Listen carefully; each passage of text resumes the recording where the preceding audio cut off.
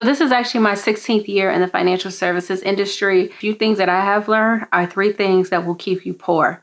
So stay tuned to this video to learn about how we can change from that poor-minded thinking to having a wealthy mindset.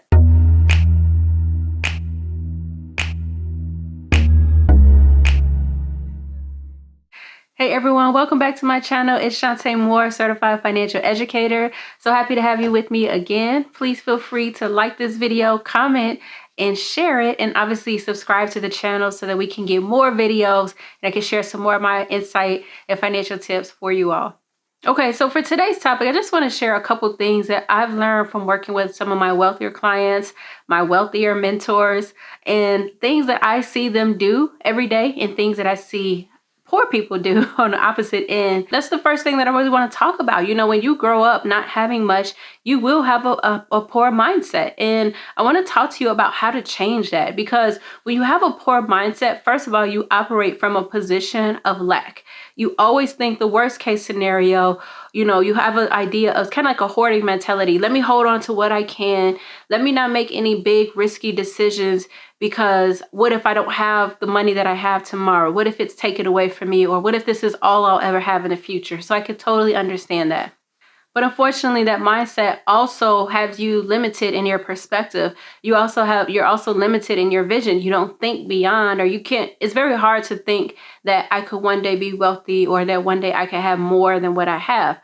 But you really, really have to work internally on yourself to even believe that this is not all it has to be, that you can have more.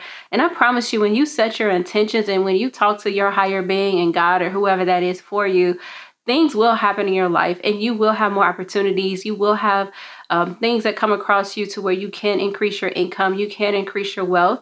But if you constantly have this poor state of mind, those things will not only not come to you, but if they do present themselves, you probably won't even see it as the opportunity that it actually is, and you won't take advantage of it.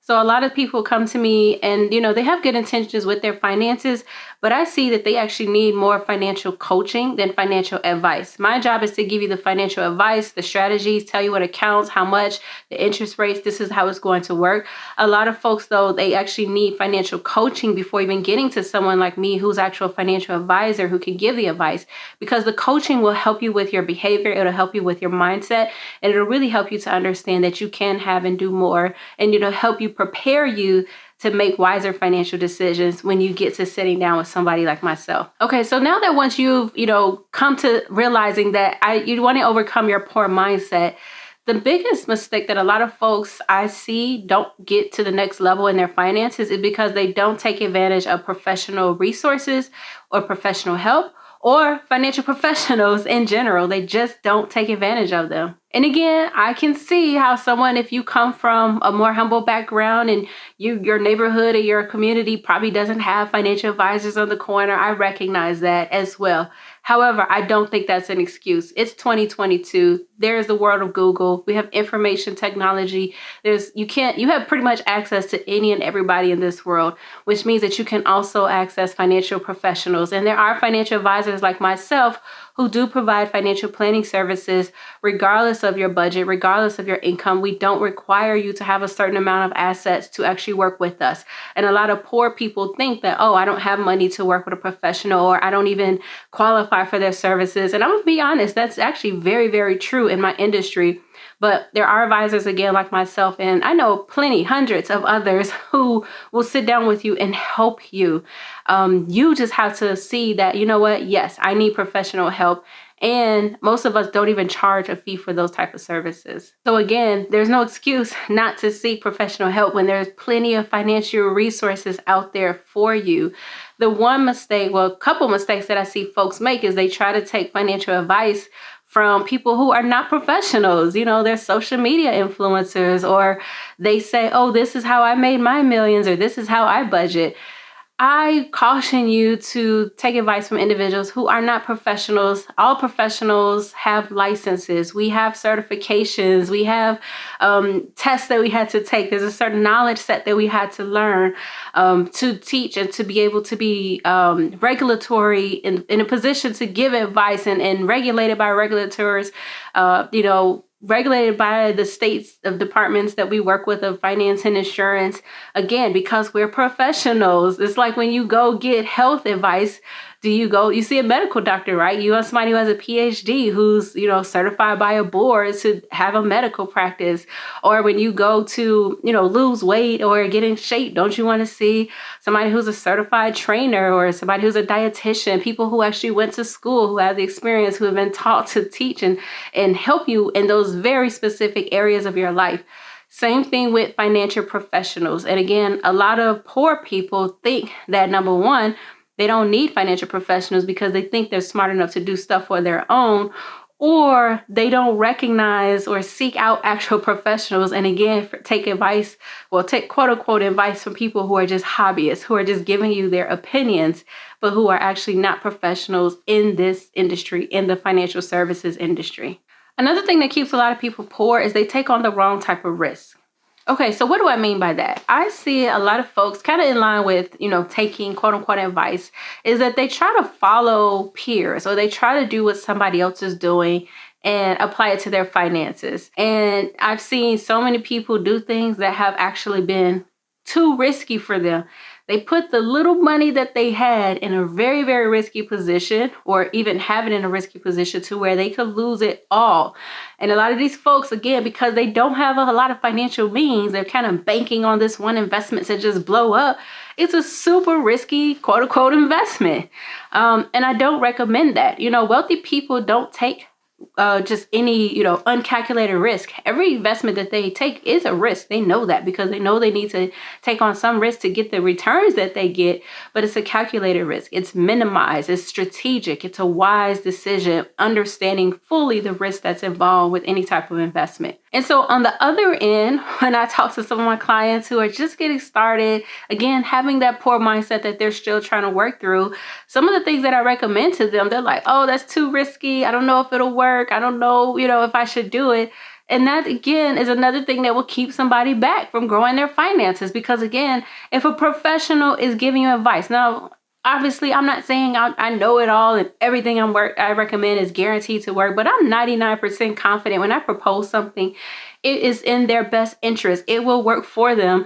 And often folks who have a very poor mindset they're timid. They don't take action. And oftentimes they don't take any action at all, which, as you guessed it doesn't help them grow their wealth at all. So again, one thing that wealthy folks do is they take professional advice. They normally hire a team of professionals to help them with different areas of their lives. They'll hire financial advisors like myself. They'll hire accountants and CPAs to help them with their accounting and taxes. They'll hire lawyers to help them with, business documents and legal documents and estate planning. They hire folks to help them maintain their lives because wealthy people understand they understand the power of leverage. They understand the power of taking experts to come in and help them make decisions, help them make educated financial decisions so that they don't have to do all the thinking themselves, because wealthy people are thinking about how they can make more money. They don't have the time to learn how every single investment in the world works. They don't have the time to learn all about taxes. They hire people who are experts in those areas and they take advice from them.